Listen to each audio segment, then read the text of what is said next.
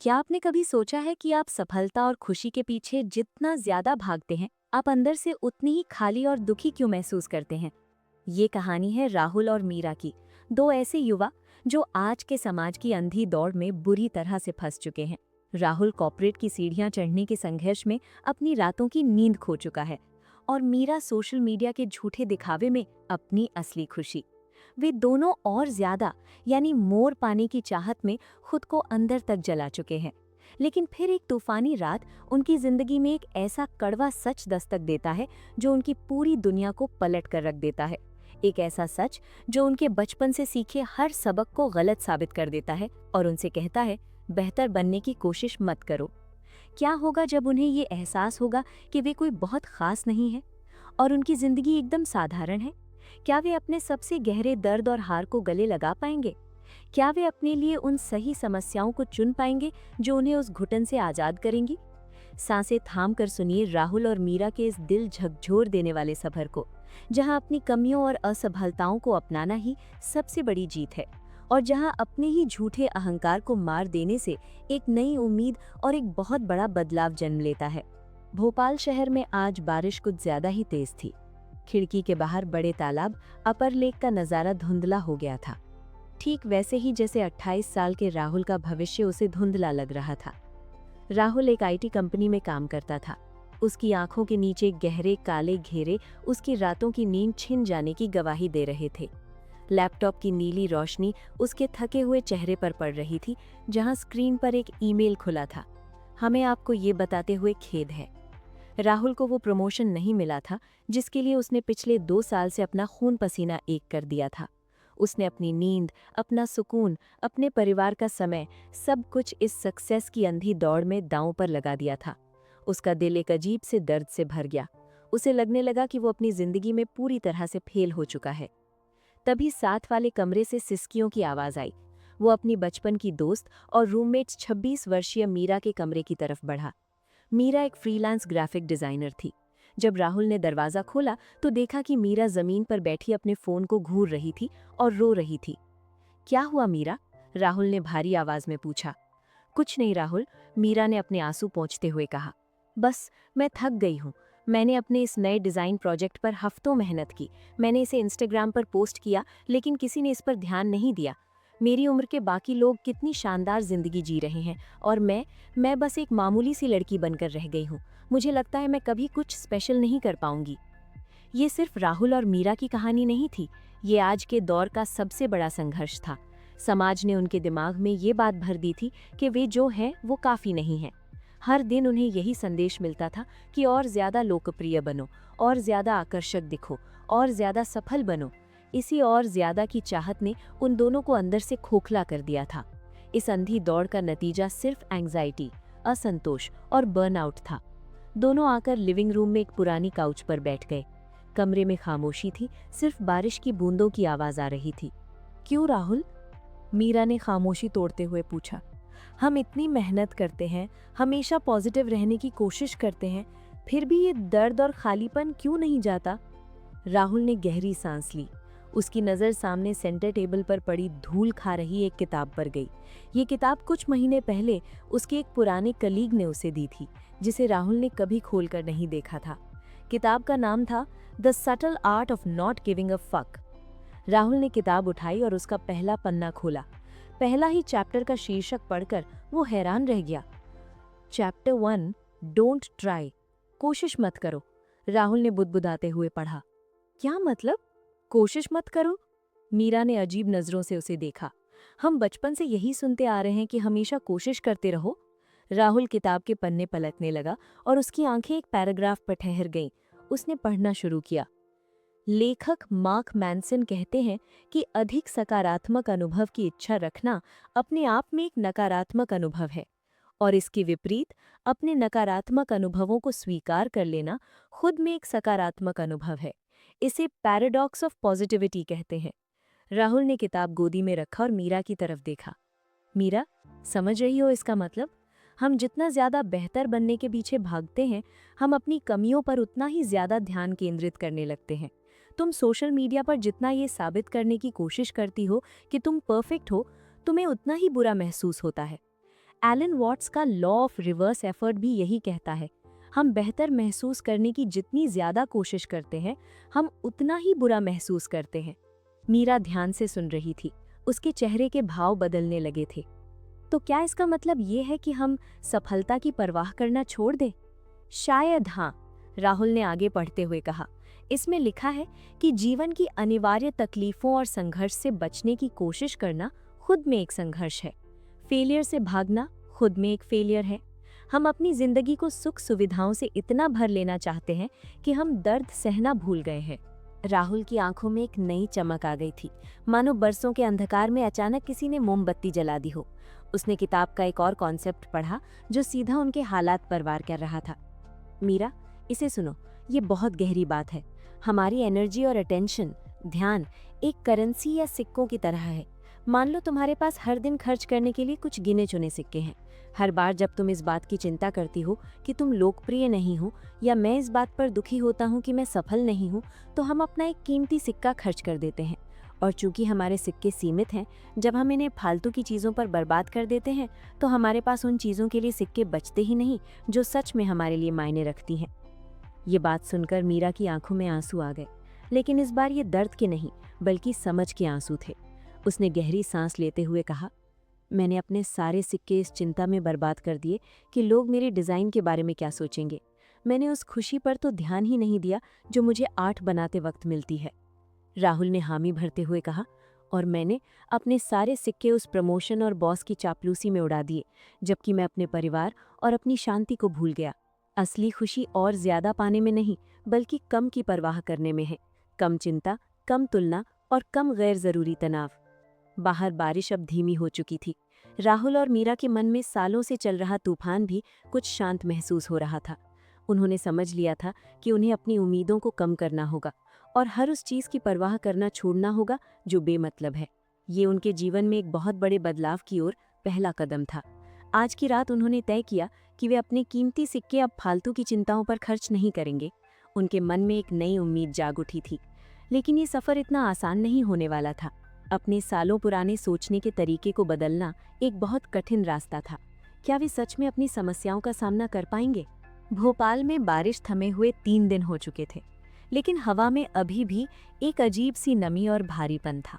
उस रात किताब के पहले पन्ने ने राहुल और मीरा के मन में एक नई उम्मीद तो जगा दी थी, लेकिन असल जिंदगी में विचारों को उतारना किसी ऊंचे पहाड़ पर चढ़ने जैसा संघर्ष था। प्रेरणा का नशा उतर चुका था और अब उनके सामने असली समस्याओं की कड़वी सच्चाई खड़ी थी। मीरा अपने कमरे में बिखरे हुए कागजों और रंगों के बीच बैठी थी। उसने तय किया था कि वो सोशल मीडिया के लाइक्स के लिए नहीं बल्कि अपनी खुशी के लिए डिज़ाइन बनाएगी। उसने अपना इंस्टाग्राम अकाउंट डीएक्टिवेट कर दिया था।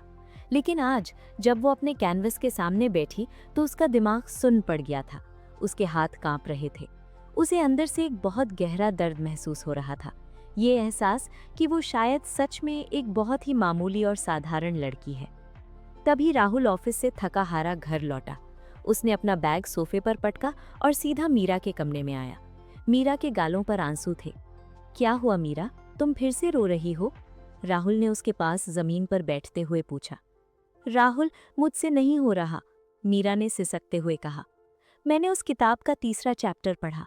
तुम खास नहीं हो, you are not special.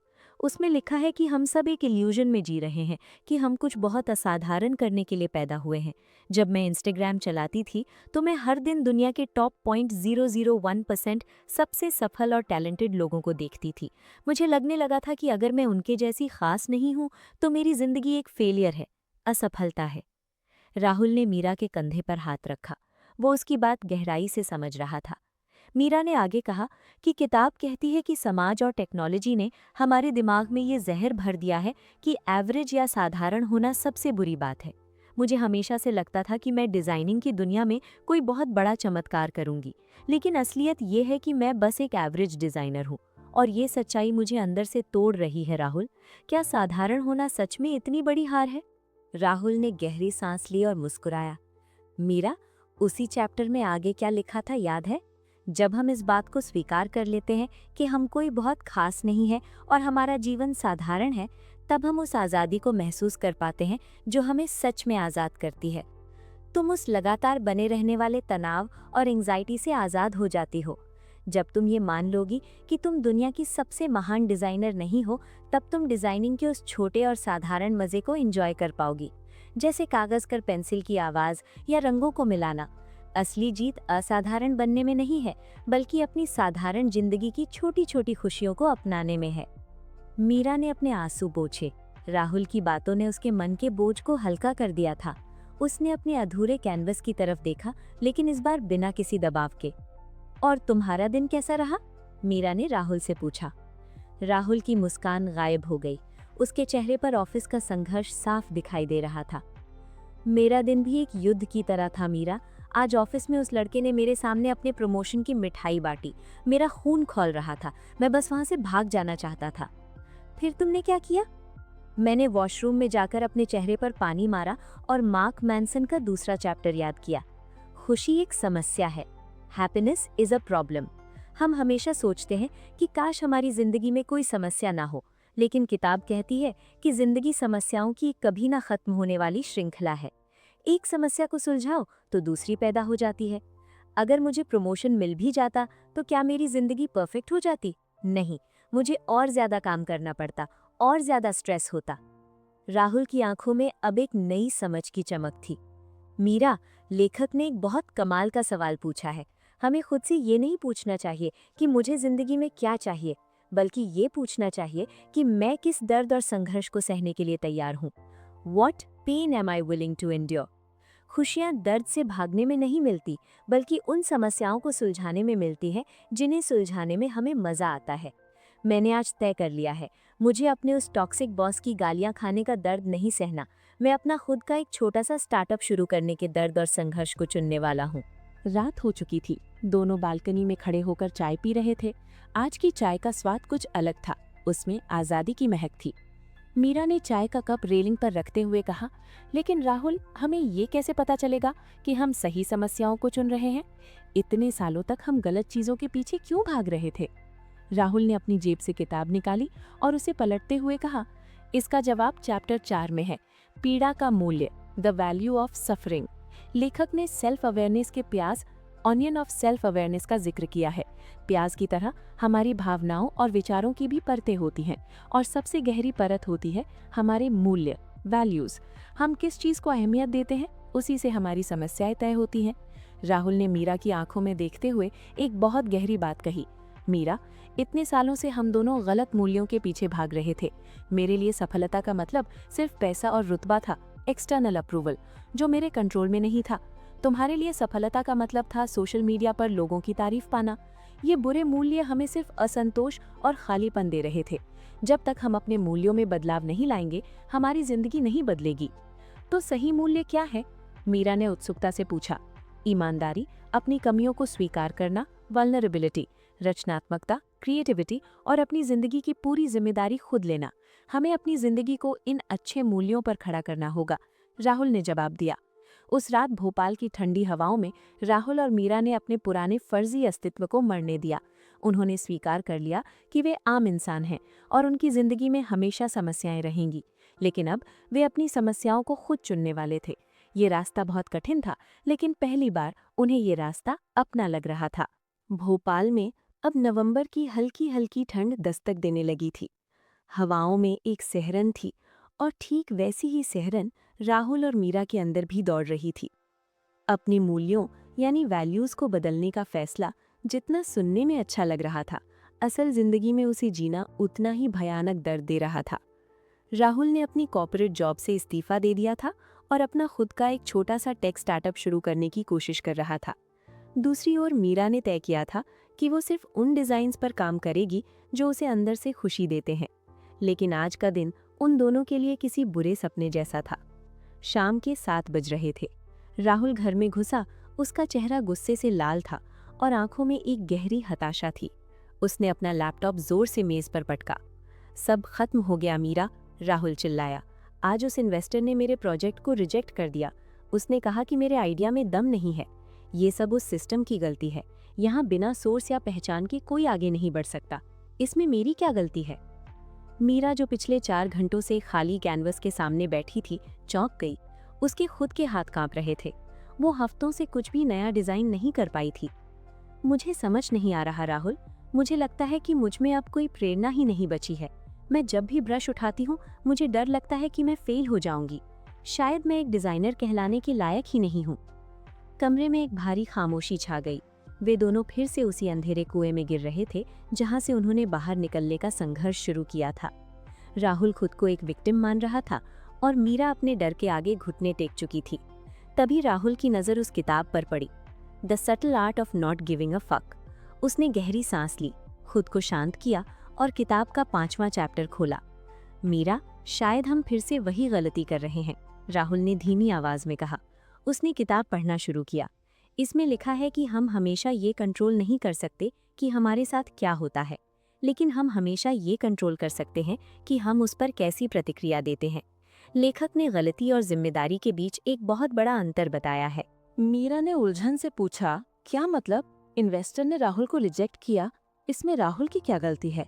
Rahul की आंखों में एक नई समझ आ रही थी। यही तो बात है मीरा, ये मेरी गलती नहीं है कि इन्वेस्टर को मेरा आइडिया पसंद नहीं आया या बाजार की हालत खराब है, लेकिन इस स्थिति से कैसे निपटना है ये मेरी जिम्मेदारी है। जब हम अपनी परेशानियों का दोष दूसरों पर डालते हैं तो हम खुद को शक्तिहीन बना लेते हैं। विलियम जेम्स नाम के एक मनोवैज्ञानिक ने 1 साल तक अपनी जिंदगी की हर छोटी बड़ी चीज की 100% जिम्मेदारी खुद लेने का फैसला किया था और इस एक फैसले ने उनकी जिंदगी बदल दी। राहुल ने अपने दोनों हाथों से अपना चेहरा ढक लिया। मैं इन्वेस्टर को दोष देकर सिर्फ अपनी नाकामी से भाग रहा था। असली जीत तब होगी जब मैं ये स्वीकार करूंगा कि हाँ, मैं फेल हुआ और अब मुझे अपने आइडिया को और बेहतर बनाने की जिम्मेदारी लेनी है। विक्टिम बने रहने से मुझे कोई उम्मीद नहीं मिलेगी। ये राहुल के लिए एक बहुत बड़ा टर्निंग पॉइंट था। उसने अपने दर्द को स्वीकार कर लिया था। मीरा अभी भी अपने खाली कैनवस को घूर रही थी। लेकिन राहुल, मेरी जिम्मेदारी क्या है? मुझे तो काम करने की प्रेरणा ही नहीं मिल रही। मैं क्या करूं? राहुल ने पन्ने पलटे और 7वें चैप्टर पर रुक गया। Failure is the way forward. असफलता ही आगे बढ़ने का रास्ता है। मीरा, तुम इसलिए रुकी हुई हो क्योंकि तुम्हें लगता है कि काम करने के लिए पहले प्रेरणा का आना जरूरी है, लेकिन किताब कहती है कि हम उल्टा सोचते हैं। प्रेरणा से काम नहीं होता, बल्कि काम करने से प्रेरणा आती है। लेखक इसे डू समथिंग का सिद्धांत कहते हैं। जब तुम फंसी हुई हो तो प्रेरणा का इंतजार मत करो, बस कुछ भी करना शुरू कर दो। जब तुम कोई भी छोटा सा कदम उठाती हो तो उससे नई भावनाएं और नए विचार पैदा होते हैं जो तुम्हें और आगे बढ़ने की प्रेरणा देते हैं। मीरा ने ध्यान से सुना। यानी मुझे ये नहीं सोचना है कि मैं कोई मास्टरपीस बनाऊंगी? बिल्कुल नहीं, राहुल ने मुस्कुराते हुए कहा। तुम्हें बस एक लकीर खींचनी है, बस एक रंग भरना है। और मीरा, एक बात और, तुम फेल होने से इसलिए डर रही हो क्योंकि ये तुम्हारी पहचान, आइडेंटिटी को खतरा पहुंचाता है। तुम्हें लगता है कि तुम एक परफेक्ट डिजाइनर हो और फेल होना इस पहचान को तोड़ देगा। लेकिन सच तो ये है कि अनिश्चितता और असफलता ही हमें आगे बढ़ाती है। जो तुमसे बेहतर है वो तुमसे ज्यादा बार फेल हुआ है। अपनी इस परफेक्ट पहचान को छोड़ दो और खुद को गलत होने की आज़ादी दो। मीरा के मन में सालों से जमा बर्फ अचानक पिघलने लगी। उसकी आंखों से आंसू बहने लगे, लेकिन ये आंसू आज़ादी के थे। उसने कांपते हाथों से अपना ब्रश उठाया और कैनवस पर लाल रंग का एक बड़ा सा स्ट्रोक मार दिया। वो कोई डिज़ाइन नहीं था, बस एक बेतरतीब लकीर थी, लेकिन उस एक एक्शन ने उसके अंदर की सारी रुकावटों को तोड़ दिया। वो हंसने लगी और रोने भी लगी। मैंने कर दिया राहुल, मैं अब फेल होने से नहीं डरती, मीरा ने कहा। उस रात दोनों ने एक और कड़वा लेकिन आज़ाद करने वाला सच सीखा, ना कहने की ताकत। मीरा को एक ऐसे क्लाइंट का फोन आया जो उसे बहुत सारे पैसे दे रहा था, लेकिन वो काम मीरा के मूल्यों के बिल्कुल खिलाफ था। क्लाइंट चाहता था कि मीरा किसी और का डिज़ाइन कॉपी करे। मीरा ने एक गहरी सांस ली और फोन पर कहा, मुझे माफ़ कीजिए, लेकिन मैं ये काम नहीं कर सकती, ना। फोन काटने के बाद मीरा के चेहरे पर एक अजीब सा सुकून था। राहुल, किताब सही कहती है, जब हम हर चीज़ को हाँ कहते हैं तो किसी भी चीज़ का कोई मतलब नहीं रह जाता। किसी चीज़ को गहराई से महत्व देने के लिए हमें बाकी चीज़ों को रिजेक्ट करना पड़ता है। आज मैंने उस गलत काम को ना कहकर अपने सही काम को हाँ कहा है। उस रात भोपाल की हवाओं में कोई डर नहीं था। राहुल और मीरा ने अपने जीवन की स्टीयरिंग व्हील अपने हाथों में ले ली थी। उन्होंने समझ लिया था कि बदलाव बाहर से नहीं, बल्कि अपनी जिम्मेदारियों को स्वीकार करने, छोटे छोटे कदम उठाने और अपनी असफलताओं से प्यार करने से आता है। उनका ये सफर अब अपने अंतिम पड़ाव पर पहुंचने वाला था, जहां उन्हें अपनी जिंदगी का सबसे कड़वा लेकिन सबसे खूबसूरत सच आजमाना था। 1 साल बीत चुका था। भोपाल में दिसंबर की सर्द शाम धीरे धीरे रात में ढल रही थी। वीआईपी रोड के किनारे खड़े होकर राहुल और मीरा बड़े तालाब अपर लेक के शांत पानी में शहर की झिलमिलाती रोशनियों का अक्स देख रहे थे। हवा में ठंडक थी, लेकिन उन दोनों के दिलों में एक अजीब सी गर्माहट और सुकून था। ये वो सुकून था जो सालों के मानसिक संघर्ष के बाद हासिल हुआ था। मीरा के चेहरे पर अब वो पुरानी घबराहट नहीं थी। उसने सोशल मीडिया की अंधी दौड़ को पूरी तरह से छोड़ दिया था। पिछले 1 साल में उसने सिर्फ गिने चुने डिज़ाइन प्रोजेक्ट्स पर काम किया था। उसने कई लुभावने लेकिन बुरे मूल्यों वाले ऑफर्स को ना कहा था। शुरुआत में एक ही काम के प्रति कमिटमेंट दिखाना उसे एक बंधन जैसा लगा था, लेकिन अब उसे समझ आ गया था कि कमिटमेंट से ही असली आज़ादी मिलती है। जब आप किसी एक चीज़ के प्रति समर्पित हो जाते हैं, तो बाकी सारे भटकाव और चिंताएं खुद ब खुद खत्म हो जाती हैं। उसकी कला अब किसी की मोहताज नहीं थी। राहुल ने अपनी चाय का कुल्हड़ होठों से लगाया और मुस्कुराया। उसका स्टार्टअप कोई यूनिकॉर्न या करोड़ों की कंपनी नहीं बन पाया था और शायद कभी बनेगा भी नहीं, लेकिन वो खुश था। उसे हर दिन सुबह जल्दी उठना पड़ता था, इन्वेस्टर्स की बातें सुननी पड़ती थी और क्लाइंट्स के नखरे झेलने पड़ते थे, लेकिन ये वो दर्द था जिसे उसने खुद चुना था। ये किसी टॉक्सिक बॉस का दिया हुआ स्ट्रेस नहीं था, बल्कि उसके अपने सपनों को हकीकत में बदलने का संघर्ष था, और वो इस संघर्ष से प्यार करने लगा था। तुम्हें पता है मीरा, राहुल ने तालाब की गहराई को देखते हुए कहा, मैंने कल रात उस किताब का आखिरी चैप्टर पढ़ा, 9वां चैप्टर, और फिर तुम मर जाते हो, and then you die. Meera ने उसकी तरफ देखा। उसकी आंखों में एक गहरी उत्सुकता थी। मौत? एक मोटिवेशनल किताब का अंत मौत पर क्या? क्योंकि यही सबसे बड़ा सच है, राहुल ने एक गहरी सांस लेते हुए कहा। लेखक ने अर्नेस्ट बेकर का जिक्र किया है, जिन्होंने बताया कि इंसान अकेला ऐसा प्राणी है जिसे अपनी मौत का एहसास है। ये एहसास हमारे अंदर एक गहरा डर, टेरर ऑफ डेथ पैदा करता है। इस डर से बचने के लिए हम इमॉर्टैलिटी प्रोजेक्ट्स बनाते हैं, पैसा कमाना, नाम कमाना, या कुछ ऐसा छोड़ जाना जिससे दुनिया हमें हमेशा याद रखे। मीरा ने हामी भरते हुए कहा, बिल्कुल, मैं भी तो यही चाहती थी कि मेरे डिज़ाइन्स इतने मशहूर हो जाएं कि मैं हमेशा के लिए अमर हो जाऊं। लेकिन मीरा, राहुल ने आगे कहा, सच तो ये है कि मौत सब कुछ मिटा देगी। जब हम इस बात को गहराई से स्वीकार कर लेते हैं कि एक दिन हमें मरना ही है, तो हमारी जिंदगी के सारे फर्जी डर, चिंताएं और लोग क्या कहेंगे वाली बातें बेमानी हो जाती हैं। मौत के इस सच को अपनाना कोई निराशा की बात नहीं है, बल्कि यही वो चीज़ है जो हमारी जिंदगी को असली अर्थ यानी मीनिंग देती है। अगर हमारे पास जीने के लिए असीमित समय होता तो किसी भी चीज़ की कोई अहमियत नहीं होती, लेकिन क्योंकि हमारा समय सीमित है, इसलिए ये बहुत ज़रूरी हो जाता है कि हम किस चीज़ की परवाह करते हैं और किसकी नहीं। मीरा की आंखों से एक आंसू छलक कर उसके गालों पर आ गिरा। ये दुख का आंसू नहीं था, ये उस आज़ादी का आंसू था जो उसे अपने नश्वर होने का सच जानकर मिली थी। इतने सालों तक वो जिस परफेक्ट जिंदगी के पीछे भाग रही थी, वो असल में एक पिंजरा था। आज उस पिंजरे का दरवाज़ा हमेशा के लिए खुल गया था। तो इसका मतलब है कि हमें सिर्फ उन चीज़ों की परवाह करनी चाहिए जो सच में हमारे लिए मायने रखती हैं? मीरा ने मुस्कुराते हुए कहा। हाँ, राहुल ने जवाब दिया, बाकी सब फालतू है। मौत के सामने हर झूठा अहंकार टूट जाता है। उस सर्द रात में दोनों ने अपनी एक नई जिंदगी की शुरुआत का जश्न मनाया। उन्होंने एक बहुत बड़ा बदलाव हासिल किया था। उनकी असली जीत ये नहीं थी कि उन्होंने दुनिया जीत ली थी, बल्कि ये थी कि उन्होंने अपने अंदर के डर को हरा दिया था। उनके दिलों में अब एक नई उम्मीद थी, एक साधारण लेकिन सच्ची और सुकून भरी जिंदगी जीने की उम्मीद। राहुल और मीरा की ये कहानी सिर्फ एक कहानी नहीं, बल्कि हम सब की जिंदगी का आईना है। अगर आप भी अपनी जिंदगी में उस खालीपन, स्ट्रेस और एंजाइटी से आज़ादी पाना चाहते हैं, तो the subtle art of not giving a fuck के इन अमूल्य पाठों को अपनी जिंदगी में आज से ही लागू करें। अपने सिक्के यानी ऊर्जा सोच समझकर खर्च करें। आप हर चीज की परवाह नहीं कर सकते। उन चीजों की एक लिस्ट बनाएं जो आपके लिए सच में मायने रखती हैं, जैसे परिवार, आपकी कला, आपकी शांति। अपनी मानसिक ऊर्जा सिर्फ उन्हीं पर खर्च करें। अपना मनपसंद दर्द चुनें। खुशियाँ समस्याओं के ना होने में नहीं, बल्कि समस्याओं को सुलझाने में है। खुद से ये पूछना बंद करें कि मुझे क्या चाहिए। इसके बजाय खुद से पूछें, मैं किस दर्द या संघर्ष को खुशी खुशी सहने के लिए तैयार हूँ। साधारण होने का जश्न मनाएं।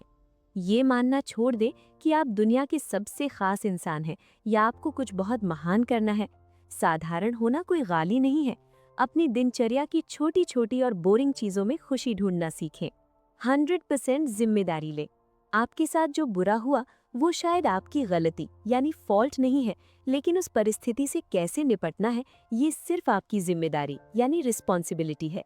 खुद को विक्टिम यानी पीड़ित मानना छोड़े और अपनी जिंदगी का स्टीयरिंग व्हील अपने हाथों में ले। फेल होने की हिम्मत जुटाएं।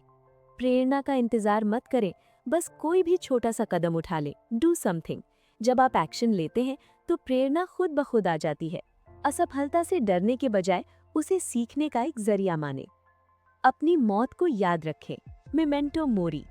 हर दिन खुद को याद दिलाएं कि आपका समय सीमित है। जब आप मौत की सच्चाई को स्वीकार कर लेते हैं तो दूसरों को इम्प्रेस करने की चाहत खत्म हो जाती है और आप वो जिंदगी जीने लगते हैं जो आपके लिए सच में मायने रखती है।